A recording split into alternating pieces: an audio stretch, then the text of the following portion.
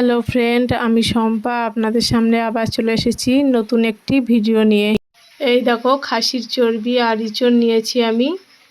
আর এদিকে পেঁয়াজ কুচানো, রসুন, আদা, কাঁচা লঙ্কা আর টমেটো, বাটিতে জিরের গুঁড়ো, ধনের গুঁড়ো নিয়েছি। তার সঙ্গে আমি 3টে আলু নিয়েছি। এবারটা ইঁচড়টা কেটে নেব, আলুটাও কেটে নেব। তোমরা সবাই কেমন আছো? আশা করি সবাই ভালো আছো।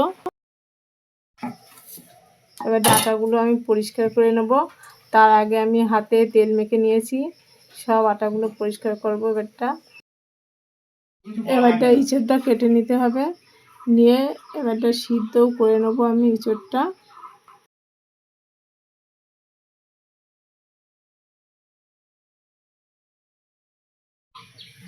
এই দেখো, আমি ইঁচড়টা সিদ্ধ করতে বসিয়ে দিয়েছিলাম, সিদ্ধও হয়ে গেছে ইঁচড়টা। এবারটা তেল দিয়ে দিচ্ছি কড়াইতে, আলুগুলো ভেজে নেব।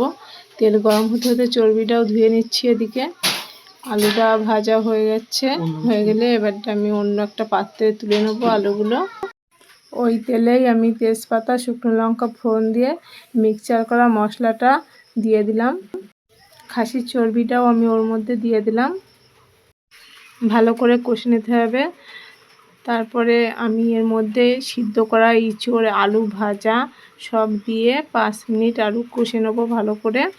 মশলার কথা তো বলা হয়নি, যে পেঁয়াজ আর রসুন, আদা, কাঁচা লঙ্কা এইগুলোই আমি যেগুলো বেটেছি সেগুলোই আমি এর মধ্যে দিয়েছি। সেই মশলাটাই জিরের গুঁড়ো, ধনের গুঁড়ো দিয়েছি এর মধ্যে। আমার চ্যানেলটিতে যারা নতুন আছেন, আরও নতুন নতুন ভিডিও পাওয়ার জন্য এই চ্যানেলটিকে সাবস্ক্রাইব করে নেবেন সবাই। ভিডিওটি ভালো লাগলে অবশ্যই একটি লাইক করবেন।